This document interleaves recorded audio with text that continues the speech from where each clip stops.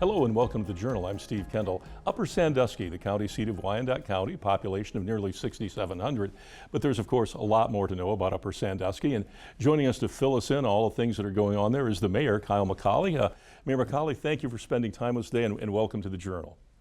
No problem at all. Thank you for inviting me to join you. Yeah, and tell us a little bit about yourself, because obviously the mayor, how long have you been the mayor? How did you get into the political game? So I've been the mayor for almost 5 years now. My journey into politics started with Board of Zoning Appeals. I spent a couple years on there, got a little bit familiar with the government process, decided to run for city council in 2010, was successful in that venture, was nominated or elected for a second term.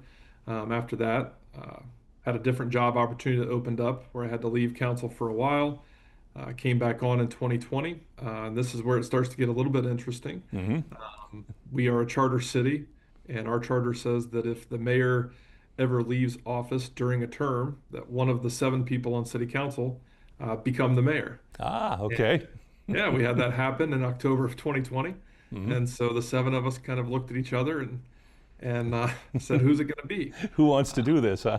Yeah, exactly. A big change for somebody. And so I was the one out of all of that was deemed, I guess, the best fit to step in out of everyone that had other careers going on. So it's been close to 5 years now and been quite the adventure. Yeah, and people have to understand too, because I think you look at council and the mayor's job, they're not technically a full-time job, although it probably feels like you're putting in a full-time job as well. But you have another career, people have other things they're doing. What's the difference between being a council person and being the mayor? How was that transition? How did that go? So we actually, again, we're extremely unique here. So for most communities our size, that would be the case, is no one would be full-time. Our city council, that is part-time, they all have other jobs. But in the city of Upper Sandusky, we do not have a city manager. A city administrator, so the mayor takes on that role as well, of overseeing all the different service departments that are out there. So it does end up being a full-time job. Okay. And like the previous mayor, when he left, he said it's a 24/7, 365. There's not really a break.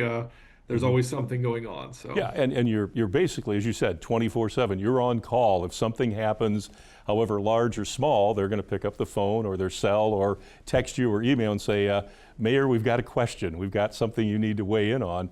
And that can happen any time of the day, night, any particular time. As you've gone through the last few years, what's been your most surprising thing about being mayor versus what you thought the position might be like? Although you've been watching other mayors do it, obviously. Was there anything that once you became the mayor, it's like, oh, well, I didn't expect that? Anything that came up like that? yeah, it's I think not understanding the idea of the administrator portion of things fully. I think that a lot of people, when they see mayors, it's on TV, some sort of show they're watching, and it's going to different community events, ribbon cuttings, shaking hands and kissing babies. That's what they say, Yeah. for all of us. And there's been very little of that. There's been a lot more of the day-to-day nuts and bolts, making sure that you get everything done that needs to get done. Yeah. Not as much ceremonial as people think, and yet a lot more day-to-day operational, keeping things working in the city. Yeah. Yep, absolutely. Yeah. As you looked at this, I mean, obviously you've been the mayor now for several years. Is this you're thinking about the next time you come up for election, you're ready to go again? Is that probably what's going to happen? Oh, that's a great question. Who asked you to pose that to me? I've always said that I want to stay very present in the time that's happening, and so this has been a really good opportunity. It's been a really great learning experience. On all that, as long as I feel fresh in doing this, and as long as I feel like I have something to offer, then it's something I could see myself continuing to do. I've always told people that if it ever just became a job to collect a paycheck, then it's time to get someone else in here who's got fresh ideas and ready to take on everything that needs to be handled on a day-to-day basis. And the other thing too, you mentioned the fact that obviously it's a 24/7 job. That has impact. Your family is involved in this too, because when you sign up for that, they sort of sign up for it as well. So that's always something that's part of that equation too, is like, how is this affecting my family, good, bad, indifferent, that kind of thing, that, because it does take some time. Your time now belongs to, you have a lot of family members now in Upper Sandusky, 6,700 of them. So that's something you have to consider as well, I'm sure. Yeah, it's the conversation I had with Mayor Washburn when he left. His quote in the paper was that 24/7, 365, and also, he'd missed a lot of time with his family and wanted to be able to, spend more time with them. And so I came in, and that was my first question to him. I said, Mayor, I have 4 kids under the age of 4 right now. Oh, there's a I lot don't going on. know. I don't know that not spending time or being able to be available for them is a great answer. And he's like, no, like it'll be fine. Like you'll be able to figure it out. You'll be able to balance things out. Hmm. And that is true. You are able to find some sort of balance there. You do have to learn to say no at a certain point, which is not my strong suit.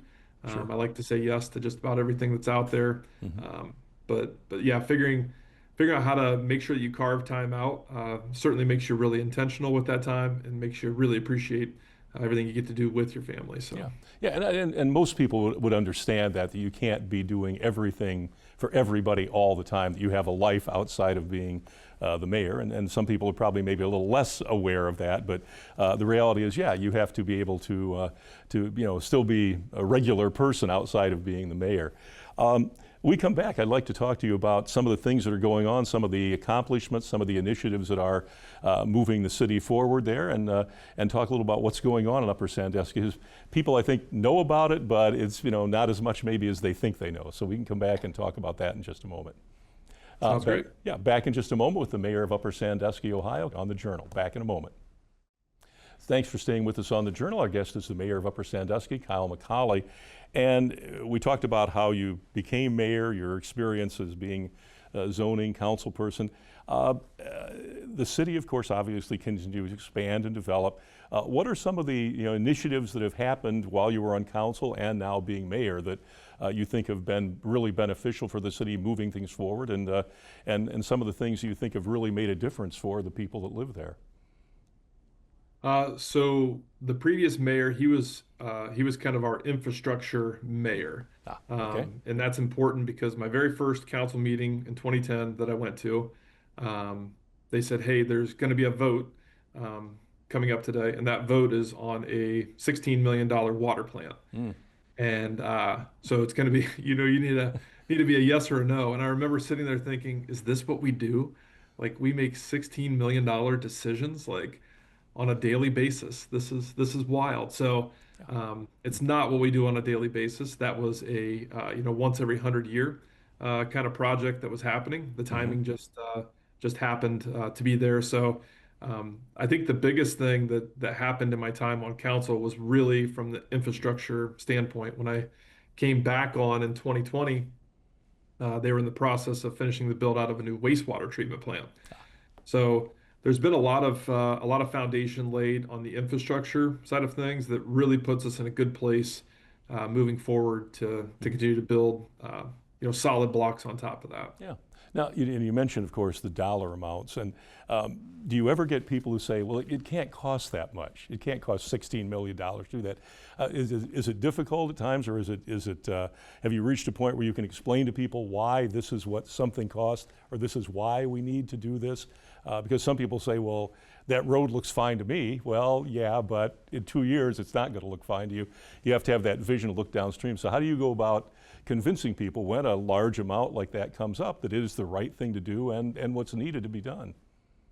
Well, one of the easiest ways to be able to do that anymore is the fact that everyone has seen the prices of everything just go through the roof. Yeah. And so now the logic becomes more so if we don't do it now at this price, imagine what it's going to cost in just a couple more years. That delay that happens literally costs hundreds of thousands or millions of dollars depending on what the project is that you're looking at. So it's a lot easier to sell in that regard now, based on where prices are going. But I think what people don't understand, and maybe they have some sort of idea, but all the regulations that Mm. happen behind the scenes, from a state level, from a federal level, if the EPA says that you have to do something, um, you have to do it. And Right. so there were a lot of communities when it came to water plants, back in that time frame, that maybe didn't take it as serious. Mm. Fortunately, our mayor and our council, our service committee, they all did, and realized that this wasn't anything to be played around with.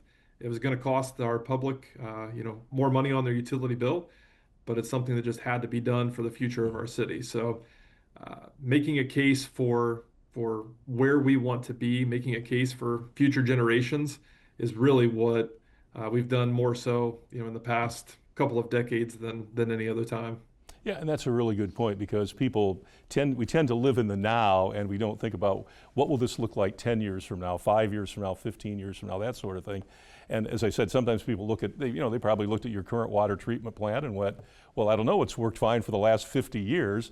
Well, at some point back 50 years ago or whatever it was, someone did say, look, we need a new water treatment plant. So it's something, yeah, as you said, you have to show them that, okay, this is what we need to do to move forward. And if we don't do it now, it's simply going to get a lot more expensive. You just don't kick the can down the road. So that's one of the things I think that elected officials deal with a lot is that people say, well, why now? This isn't a good time. Well, as you probably have found out, there very rarely is a perfect time to do anything because there's always challenges and pieces of things like that. If you look at things like that, is there something next on the agenda that the city is really looking forward to addressing similar to that, a project of that scope? Um, our big need right now, is some sort of municipal for our offices slash municipal court slash safety services, Mm. building. We have a lot of aging infrastructure just in terms of city facilities Mhm. that are out there, that we continue to make do with and do the best that we can with. But when facilities were built, in the case of our safety services in the 70s, or in the case of this building over here, I'm sure probably the 20s or 30s, um, they weren't designed to meet the needs and challenges Of that we today. see today. Mm. And so, just even the the expansion of our police department, our fire department, the different folks that we have coming in for that, just the facilities that we have, we've got to make sure that we tackle those so that we aren't pigeonholed moving forward in who we're able to hire, which Mhm. legally we can't do, and that we're able to meet the needs of just everybody that would need to come on board. Yeah, and you make a good point that services, especially on the safety side, have changed dramatically from when those buildings were built and the type of equipment that went in there. Well, simply with fire departments, the size of the equipment can be an issue because you may have doors and things like that that don't. If you want to buy a new piece of equipment, well, we got to buy it to fit the building we have because we have to make it get in there somehow. Uh, and you also make a good point too that those kind of things position the city for a better future. If you do it now, it pays off down the road in many different ways. But that is a decision that you and council have to sit down and, as you said, do we do this $15 million vote every day? Well, it probably feels like that at times, I assume. So yeah, as you look at that, I mean, how you go about that process of informing people or getting people to understand why you need to change and improve some of the infrastructure you currently have. So that really is our big challenge that lies ahead of us in the Mhm. immediate future. We have a ballot measure on here in November for a Mhm. 3/4% tax increase. We in Upper Sandusky, we've been at 1% since the late 60s, when Mhm. we initiated. And and for us to operate on 1% and to operate at an optimal level, it's just not feasible anymore. Mhm. The cost of police departments, the cost of fire departments, the cost of running a municipal court, the cost of having administration down here on the municipal side. 1% just does not go as far as it used to do for those things. All Sure. of those services have expanded because people expect you to be able to reply, to respond to any sort of emergency, in the snap of a finger. And we want to be able to be as responsive as we can for folks. So there's other amenities after that. There's the roads, like you mentioned before. Hmm. Um, you know, folks want us to not tar and chip roads. Yeah. Like, well, Yeah. on 1%, we're going to tar and chip, and we're going to keep tar and chipping until we can't anymore. Yeah. If you want them paved, we have to have some more money in Hmm. that line item to be able to do that. And then we have other amenities around the city. One of them that's probably the most divisive is the community pool. And I'm sure that there's a lot of communities that are going through that process. We had one close to us decide to close theirs a couple of years ago. I think a lot of communities are making those decisions right now on does it make sense to keep it or just let it go. It does Hmm. lose money every year. So I understand why places choose to close it, but I also understand that it's the focal point for the community all summer long in our most visible park. So a lot of decisions to be made. Folks are going to make those in November, and then we're going to move forward from there. Yeah. Well, when we come back, let's talk a little about funding in general, because there are discussions in Columbus of maybe altering some of the funding mechanisms, i.e. property tax. Mhm. We can talk a little about how you view that in terms of what it might mean for the city in terms of funding and that sort of thing. So we can talk about that when we come back. Back in just a moment with Mayor Kyle McColly from Upper Sandusky, Ohio. Back in a moment here on The Journal. You're with us on The Journal. Our guest is Mayor Kyle McColly from Upper Sandusky. And Mayor, when we left that last segment, we were talking about, you mentioned the fact that, yes, it costs more to do things now than it used to. And of course, no one's a big fan of chip sealing, except maybe the people that are putting it down on the roads. When you look at the way you fund things, and obviously you mentioned the fact that you have something on the ballot in November to help with that funding mechanism. Down in Columbus, there's discussion. There's a board looking at property taxes and what we should do with those in the state of Ohio. You guys, I'm assuming, rely on property tax for at least a good portion of your budget. What would it mean if that formula gets altered and maybe property tax isn't as available to you as it is right now? Well, fortunately for us, property tax isn't a large percentage of our annual budget. Hmm. Okay. So we're fortunate in that regard. There was discussion early on. We put this 3/4% on for the fall. There was discussion early on. Would it make sense to do just like a safety service levy, do a fire levy? Mm. Um, and the decision was made at that point rather than have something that would affect seniors that are in their home, their property taxes going up to go to pay for something, that it was something that we would target on income tax. That way it's everyone who's actively working and all of the retirement income, those kind of things that are out there, those folks, those folks on fixed income wouldn't get affected Ah. by it. And so we were cognizant of the fact that it needs to be sustainable. Mm-hmm. This conversation down in Columbus has proven that, Yeah. and now all the other entities that are out there that have these levies out there that are funded through the property tax that are on there, I'm sure that they're worried, and they probably are looking at other ways of how do we sustain what we're doing. I think it kind of lends itself to a little bit larger discussion, even Mm-hmm. though from there, I'm a person who I would love the government to be as small as it could possibly be. Right. Um, Mm-hmm. and being in this role, coming into this, that's the mindset that I came in with. Uh, the public has to determine what level of government do they want, what size of government do they want, what are the amenities that they expect, what are the safety services they expect, and then they have to choose to fund those at a level that will adequately provide for those. So I love small government, but I want the government to be the size that the people deem that they need it to be. Yeah, yeah, because there's a level of service you're still going to need to provide, regardless. Yep. Are you ever concerned about the things that come out of the state, as you mentioned earlier, state, federal, all the regulations that, at times it seems some of them arrive with no funding source, and yet now you're required to add that to the list of things you have to provide at a cost, obviously. So that's got to be part of your management skill set as well, as how do we make what we have stretch further to cover these new rules and mandates and things that come down. Yeah. Again, I guess I talk in stories mostly, Mhm. but Yeah. I think that all of us tend to lose a little bit of sight of of whatever it was we were previously doing. And by that I mean that, as you go up in government, whether that's from council to mayor, or you go from mayor to the state or state to the national level, or like you just tend to lose that perspective of what it was like being back on the front lines of things. So you start to make decisions based on what you think is best from an aerial view and not from what's best on the ground floor. And so yeah, I think that everyone down there is trying their best. They're doing things with the best of intentions.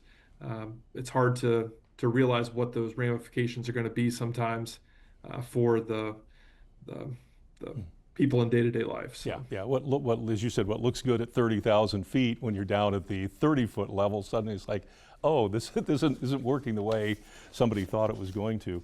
Exactly. Yeah. Now, we've talked about a lot of the ways operating government and that sort of thing.